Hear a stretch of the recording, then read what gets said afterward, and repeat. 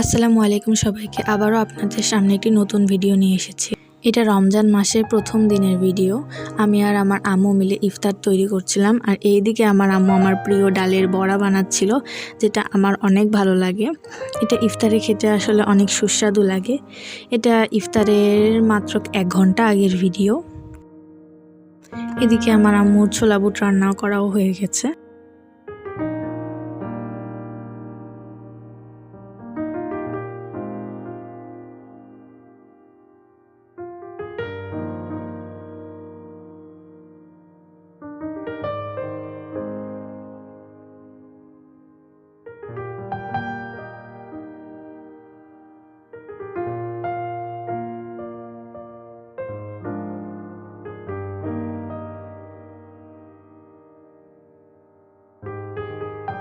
এখন সব বড়াগুলো খাওয়ার জন্য প্রস্তুত হয়ে গেছে, দেখতেই পাচ্ছেন।